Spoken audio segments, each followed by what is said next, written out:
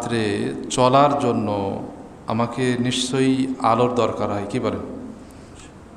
আর সেই আলোটা অবশ্যই ত্রুটিযুক্ত যেন না হয়, ত্রুটি মুক্ত যেন হয়। একবার লাইটে চাপ দিলাম, একবার দেখেই পথ বন্ধ হয়ে গেলো, অন্ধকার হয়ে গেলো, আর দেখতে পেলাম না, তখন রাগ আরও বৃদ্ধি পাবে নাকি? এমনও রাগ হবে যে লাইট যখন জ্বলছে না, মার এক আছাড় ভেঙে চুরে ফেলা, কারণ সামনে বিপদ, অন্ধকার। তো কঠিন অন্ধকারে, নিকষ কালো অন্ধকারে চলতে গেলে আমাকে আলোর দরকার রয়েছে। কেন আলোর দরকার রয়েছে? যেন আমি ক্ষতিগ্রস্ত না হই, বিপদে না পড়ে যাই, গর্তের ভিতর না পড়ে যায়, বিষাক্ত হিংস্র প্রাণী যেন আমাকে আক্রমণ না করে, তাহলে আমি শেষ হয়ে যাব, মারা যাব। আল্লাহ রাব্বুল আলামিন আমাদেরকে একটা আলো দিয়েছেন। সেই আলোটার নাম কি? কোরআনুল কারীম। সেই আলোর নাম কি? কোরআনুল কারীম।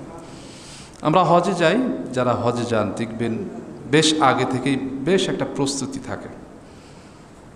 কার মাধ্যমে যাব, কার সাথে যাব, কত টাকার প্রয়োজন, সেখানে কোথায় থাকব, কিভাবে হজ করলে আমার হজটা পরিপূর্ণ হবে এবং আমার এই অর্থ সম্পদ সময় নষ্ট না হয়, এজন্য আমরা আগে থেকেই প্রস্তুতি নিই। গাইডলাইন যারা দিতে পারেন, পথ প্রদর্শক যারা আছেন, মুআল্লিম যারা আছেন, তাদেরকে আমরা খুঁজি। যদি মুআল্লিম, পথ প্রদর্শক, এজেন্সি যদি ভুল হয়, তাহলে আমার সব শেষ, আমার সব কি শেষ। হয়তো খোঁড়াতে খোঁড়াতে মক্কা মদিনায় গেলাম, কিন্তু মুআল্লিম ভালো না, কোথায় ফরজ আদায় করতে হবে, কোথায় সুন্নাত আদায় করতে হবে, এটা সে জানে না, তাহলে আমি আমার হজ পালন করে ওয়াজিব জায়গায় ফরজ আদায় করলাম, ফরজের জায়গায় সুন্নাত আদায় করলাম, তাহলে হজ হলো নাকি? হজ হবে না।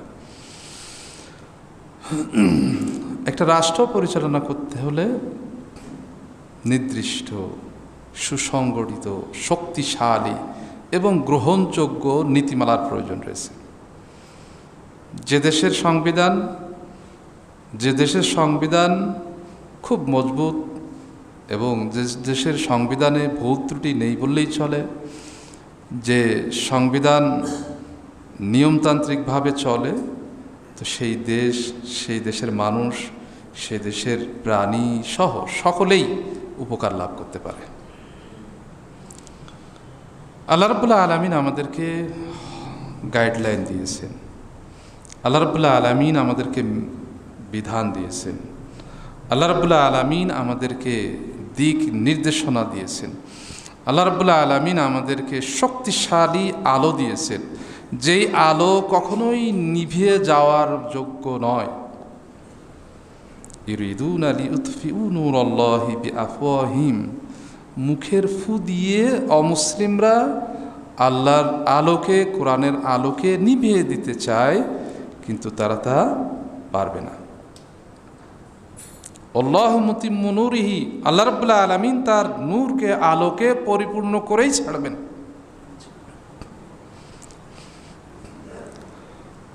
আল্লাহ রাব্বুল আলামিন আমাদেরকে যে আলো দিয়েছেন, এই আলো শেষ হয়ে যাওয়ার না,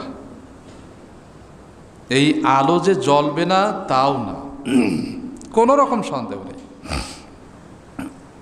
তাহলে আমরা মুসলিম হিসাবে আমরা যে আলোটা ধরেছি, সেই আলোটা সবচেয়ে উত্তম আলো, কি বলেন আপনারা? সবচেয়ে উত্তম আলো। আমরা যে সংবিধানটা ধরেছি, সেই সংবিধান সবচেয়ে উন্নত মানের সংবিধান। আমরা যে গাইডলাইন ধরেছি, সেই গাইডলাইনটা একেবারে পরিপূর্ণ এবং আমাকে, আপনাকে একেবারে যেখানে পৌঁছে যাওয়ার দরকার ঠিক সেখানেই পৌঁছে দেবে।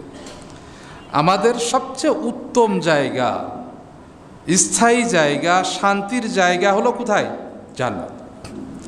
কোরআনুল কারীমের অনুসরণ যারা করবে, ইত্তেবা যারা করবে, আল্লাহ রাব্বুল আলামিন এই কোরআনের মাধ্যমে অন্ধকার থেকে তাকে আলোতে নিয়ে আসবেন এবং সেই আলো দিয়ে পথ দেখবে, পথ দেখে দেখে সে একেবারে জান্নাতে চলে যাবে। আল্লাহ রাব্বুল আলামিন আমাদেরকে কবুল করুন, আমিন। তাহলে আমরা একটা কোরআন পেয়েছি, সংবিধান পেয়েছি, আলো পেয়েছি। সেই আলোর নাম হলো কি? কোরআনুল কারীম, সম্মানিত কোরআন। তো কোরআন শব্দের অর্থ